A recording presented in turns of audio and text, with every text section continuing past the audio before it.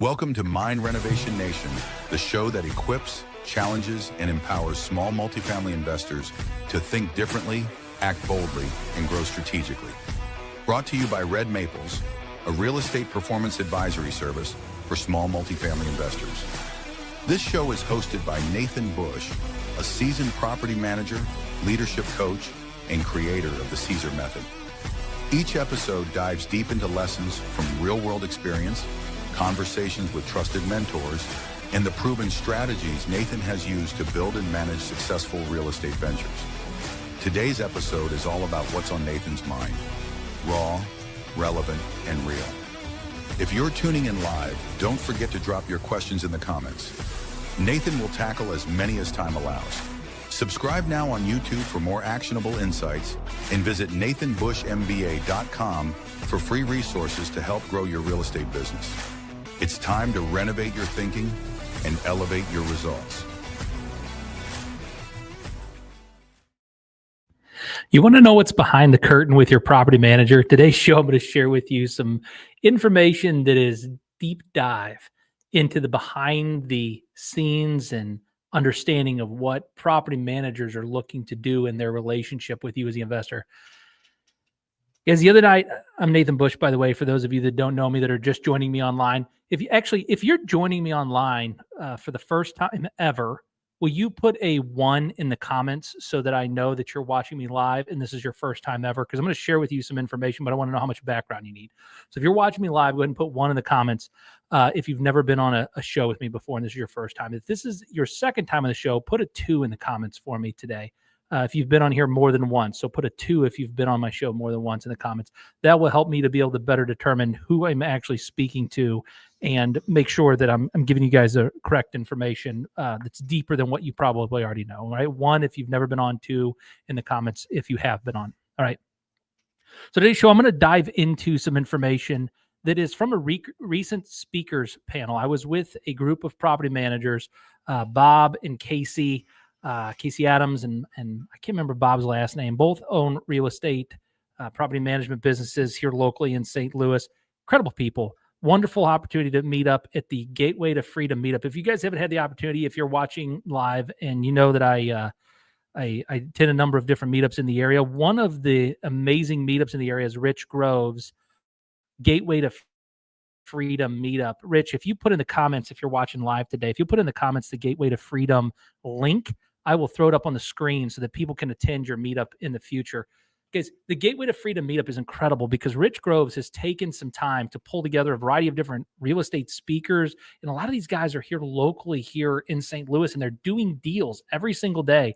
And they're sharing with you their wisdom and their knowledge and they unpack that each and every month at the Gateway to Freedom meetup. So I highly encourage you guys to check that out if you haven't been to one of the Gateway to Freedom meetups here. Here you go. Here's the on the screen here, Rich. Thanks for joining me live today. I totally appreciate it.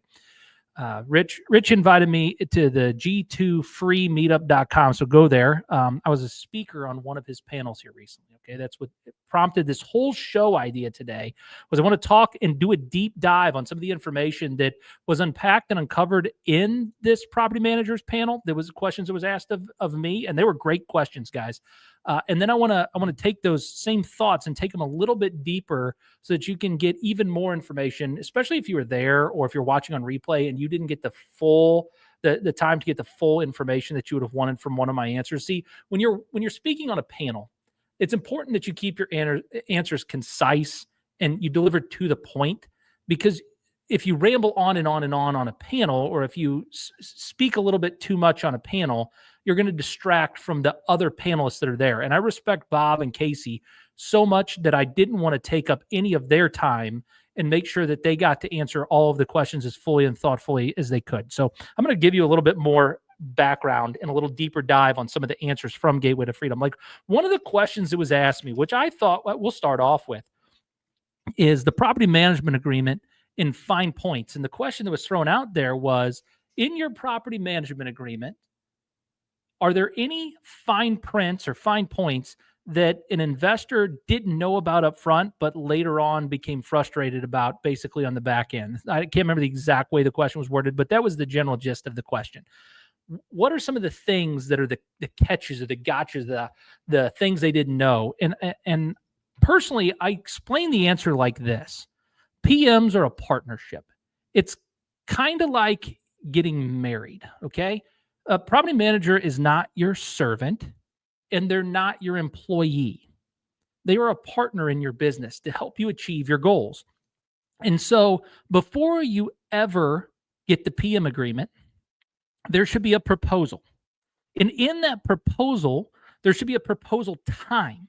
So you're given a proposal, and there should be a period of understanding where you review the proposal together so both people can agree on the terms and conditions moving forward of the benefits of working together with your property manager. Then once the proposal's agreed to, then you can sign the prenuptial agreement, is what I said. And I wanted to make sure that I made that point because it was so critical. I'm going to get into the fine print here in just a second in our management agreements and in other people's management agreements. But I wanted to get into the fine print here of this comment and conversation and why I brought it up this way. Okay. In this business, the business of real estate investing, it is a relationally driven business. It means that you have to learn to work with others in a relationship fashion that is similar to a marriage because you have joint bank accounts. Learning to work and understand, you have a joint bank account. Now, your property manager, according to their agreement, should be a custodian of that money. They should be a fiduciary of that money. They should be responsible to you for that money because you're the investor. But there is a joint bank account. And so there's a lot of trust that has to be developed with your property manager. And one of the challenges that people will have is that they will take all of their relationship bad habits that they had, and they'll pin them at their partner in this property management relationship. And so no matter what legalese is there, frustration, anger, upset, hurt, they don't come from the agreement. They come from the disagreement prior to reviewing what's in the legal agreement. And so many times, people have a false sense of expectations going into relationships, don't they? Did you ever have a bad breakup before?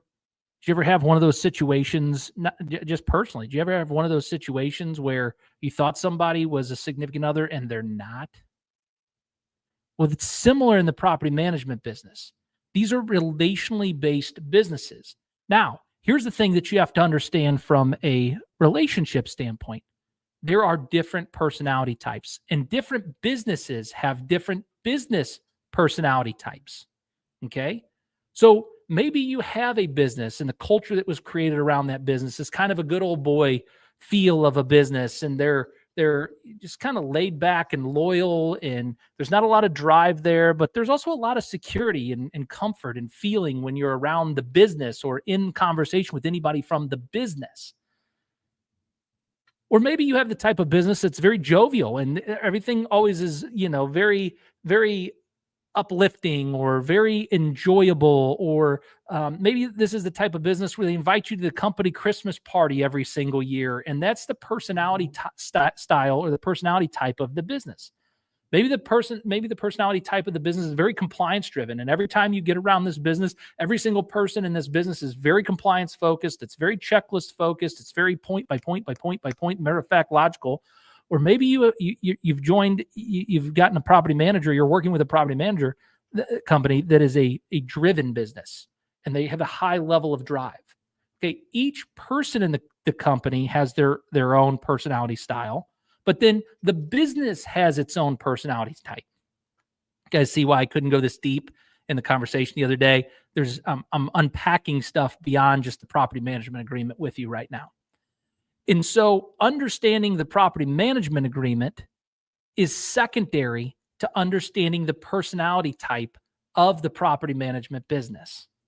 It's kind of like a couple of years ago, I went fishing. Okay. And I picked out different lures that I wanted to fish with. And one of the lures I would cast in the water and would reel it in, and I would cast it in the water and reel it in. And there was no fish on the other end when I reeled in the line. But I changed out the lure, and all of a sudden, fish started jumping on the line and they started coming in.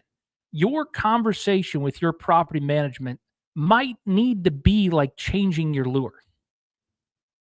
So if you're having difficulty at all with your property manager, before just divorcing them, might it be wise to learn the communication style of that property management business and the individuals within that business? If you have to, work with a coach, work with a professional that's professional of personality types, and get the understanding of the communication style the correct way so that you can get what you're searching for, just like when I was fishing. You want to get to what you're trying to achieve. But some of that is around communication, and communication is a two-way street, and it's relational. Now, one of the things that I said that was in the fine print of the agreements during that conversation that has frustrated investors is finding out that we have a 60-day out clause in our property management agreement. They didn't know about it up front. Shame on me for not setting expectations and explaining that up front. I thought we went over it, but apparently we didn't go over it deep enough or far enough for the person. And they were frustrated whenever they were selling their property and leaving management services with us. They didn't understand that they needed to give us 60 days with the funds that were still in the account. Here's why.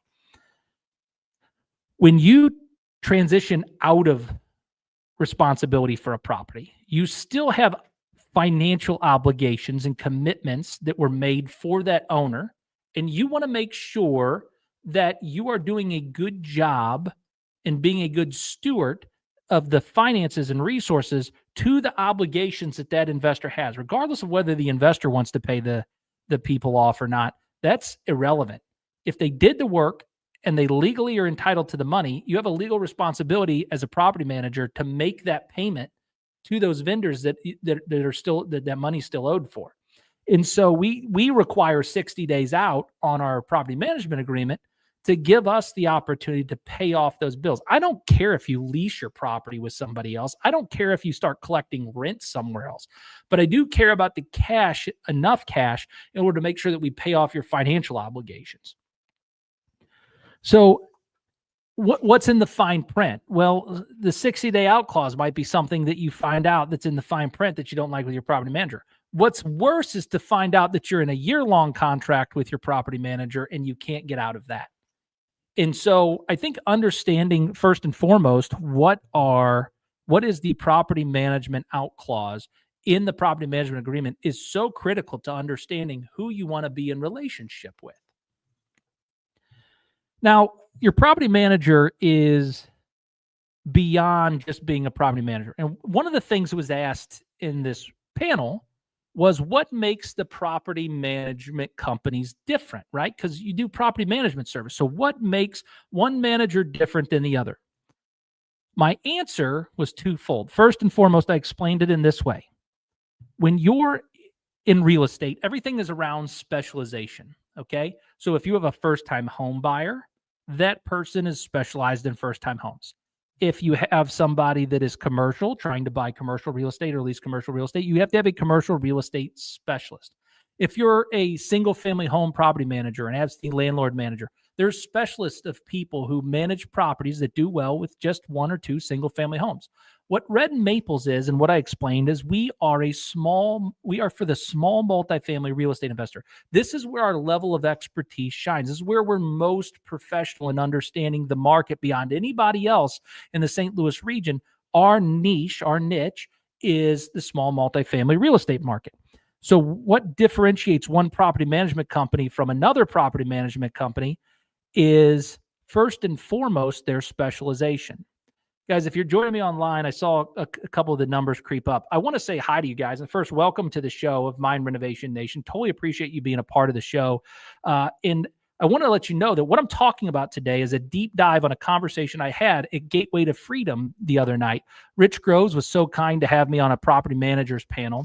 And I'm explaining right now, overall, a deep dive on some of my answers, because when you're on a property management panel, the last thing in the world you want to do is take up everybody else's space. And I have too much respect for Bob and Casey, both who were there, on the property management panel to take up their time. So I'm doing a little bit of a deeper dive on the answers to those questions.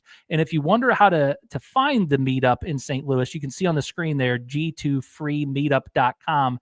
That's where Rich Groves has his meetup once a month. So you can check out the next one that's coming up there.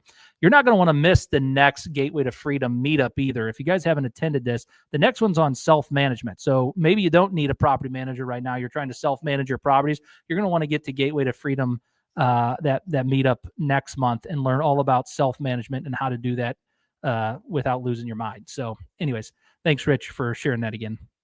All right, back to what I was talking about. So the first thing that separates one property manager, based upon the question that was asked of me, what separates one property manager from another is their specialization. And you want to find a property manager that's specialized. The second thing that differentiates every property manager, and this is going to be huge for you guys today, if you can understand this one thing that I'm about to share with you about what differentiates property managers, and you use this to review your property managers, this will actually be the tool that will help you vet a property manager in the future to make sure that you're actually getting with a property manager that can help you achieve your goals and get the outcomes that you're looking for. So if it's important for you to get certain goals and outcomes working with a specific property manager, this next segment that I'm about to share with you is going to blow your mind. And what I said during Gateway to Freedom, the meetup group on the managers panel, was this. I said that when you hire a property manager, what you're actually buying are the systems of that business. And every single property manager yields different outcomes based upon inputs in their system. And don't let me lose you, because I'm talking about systems and I'm not using analogies or stories or anything to make my point. I'm going to do that right now. But please understand, the system is what you're buying. Okay? So what is a system in a business? A system in a business is kind of like a gumball machine. Inside the machine itself are all of your gumballs, everything that you want. When you take your quarter and you put it in the front of the gumball machine and you turn the dial, the only thing that can come out of that gumball machine is gumballs. Now, if I have an M&M machine, that's a different system. Something else is going to come out. Okay, that's what differentiates property management companies. You want to work with a company that has their systems dialed in, but you want to work with a company that yields certain results. For instance, I'll give you a result of one of our systems.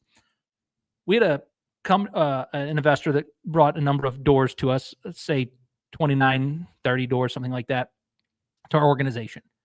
They were mostly vacant, like almost 90% vacant. After 9 short months of being with our organization, we filled them up almost to 100%. We were 1 door short of 100% occupied. Okay. On the month that we filled them all up, we considered it all filled up. And in that month, we had 0 collections. Now, the kicker of this whole story was, if you're familiar with St. Louis, it was in North City, St. Louis, and that's not known to be an area where people typically pay their rents in full and don't have a balance outstanding. We had 0 collections the month we filled it all up. And so what's that system that did that? That first system is our leasing system.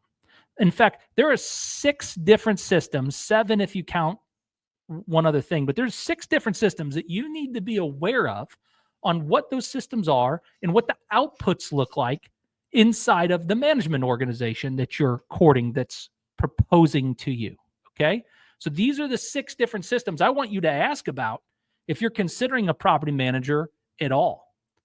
The 7th system is, what do you specialize in? What is your area of specialty? Okay, so that's the 7th one. But the 6, they're critical. And they're beyond just picking the right specialty. They're going to make or break the outcomes that you're trying to get in your business. And how do you tell the effectiveness of the system, by the way? You ask them questions about their outcome. So what are those 6 different systems? Well, I already gave you one of the 6 different systems. The first of the systems is their leasing system. What is their leasing system? What is their application process? What is their move-in process? How quickly do they require people to move into the unit? Do they take a hold fee? Do they not take a hold fee? Do they take the whole deposit? Do they not take the whole deposit? How do they handle Section 8 move-ins? Do they require Section 8 to move in within a certain time? Do they keep leasing and showing the property? Do they keep the property open? How do they continue to market the property? When do they take the property off the market? You've got to know their leasing system. Understanding their leasing system will tell you the type of results they get. But the quickest way to understand those results is to ask them about the results, the output. Tell me about other investors that do this. Tell me about another investor who you did this for, the specific output that you're looking for. If you've got a building mostly vacant and you need to get it to fully occupied, how quickly have you done that for somebody else? Okay, this is one system, the leasing system. The second system, I'm sure that you can guess, is after you put them in, you have to collect the rent. And so, what does your collection system look like? What do you do to collect rent? How do I know? How can you guarantee me that I'm going to get paid rent? Well, newsflash, no manager can guarantee you that you're going to get paid rent. But what can they do to assure you that you're going to get paid rent? The collection system's imperative. I did an entire video on collecting rent with love. You guys can go back and watch one of the first YouTube videos I did. But what I did was just like a teacher, I broke down for our team and for everybody an understanding of how we collect rent and how we collect rent with love and what love means. So you can go back and watch that previous video, but the collection system's imperative. It's important. How do they ensure that the rent gets collected? And what systems and tools do they use in order to collect the rent? The next system, so the first system is leasing, second system is collection. The third system is their maintenance service. How do tenants submit work orders? How do they document and track these work orders? How do they make sure that the work orders are getting done and followed through on? How do they verify that the tenant doesn't have multiple work orders open and that they're going back and forth to the property all the time, costing you thousands and thousands of dollars? These things are critical. Understanding your systems are imperative. Now, it's not just the work order system that you got to be concerned about with maintenance. How do they vet contractors? How do they find contractors?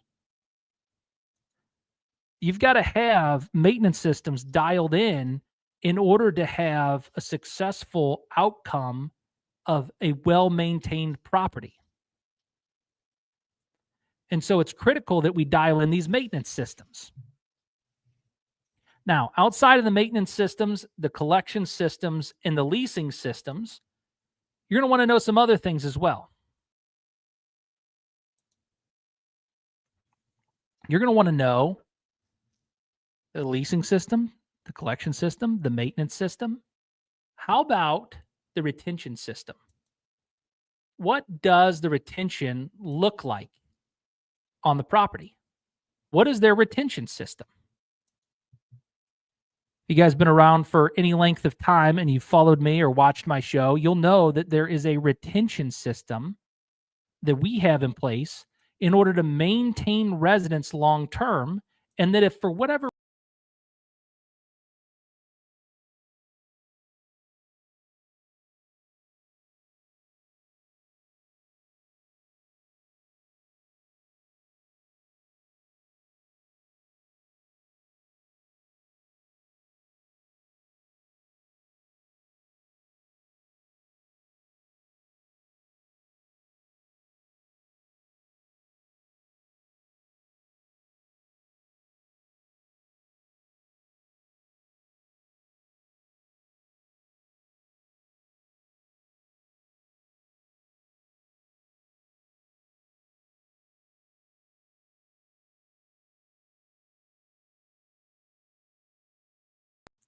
there we go. Sorry, I had a little bit of a browser issue on my computer, but there's a retention system, right? So we have a leasing system, we have a collection system, we have a maintenance system, and now we have a retention system. What does that look like? What does it look like when you move a tenant in to make sure that their move-in process is so smooth that whenever they get to the end of their lease, they don't decide to move out? When do you start the renewal process on trying to make sure that you get the tenant renewed? Do you start 30 days in advance, 60 days in advance, 90 days in advance, 120 days in advance? Why? You're going to ask these questions about the retention system. So they've got a leasing system you got to ask about, a collection system, a maintenance system, a retention system. And then what do you do when the tenant actually moves out? What does their move out system look like? their turnover system. How do you ensure that the property gets back on the market quickly and that you don't lose steam? How do you start pre-marketing the property? What is all of the aspects that happen during turnover? How many lock changes do they have? How do you try to prevent against squatters? Like these turnover systems are critical. So we got a leasing system, we've got a collection system, we've got a maintenance system, we've got a retention system, we've got a turnover system, and we've got an accounting system. How is your property being accounted for? What type of software do they use? Can you log in and see reports? Can you see how much money is inside of your accounts? Can you look and see what work orders have been submitted? What system is there of communication with the investor around the accounting? And you want to know this information. You understand these 6, really 7, because you're picking out the niche, but you understand what I'm saying. You understand these 6 different systems. Guess what happens? You actually end up making significantly more money as a real estate investor because you find the right partner. So again, I couldn't go into depth like this on the property managers panel, explaining all 7 different systems, 6 mechanical systems, 1 identification system, but you understand the point. I couldn't go in and explain all of this on the panel by taking up time from 2 amazing property managers who have their own specialties, right? Casey does Section 8 and Bob does a lot of single family. He does really all real estate stuff under one roof, but it's incredible. It was great to be a part of and to share that information. So we've covered 2 very deep, difficult questions, 2 deep questions. Number 1, what's in the PM agreement that I'm not going to be aware of? And number 2, what differentiates you? What makes this property manager special compared to that property manager? All right. I want to talk a little bit about construction now. The question that was asked of me during Gateway to Freedom was about construction costs, and that it seems like property management companies are expensive on construction costs. And so they wanted to know, how do you justify the price of your construction cost to real estate investors? That's a great question. And I would tell you that construction costs are not what's charged. Okay. They're the things that are not charged.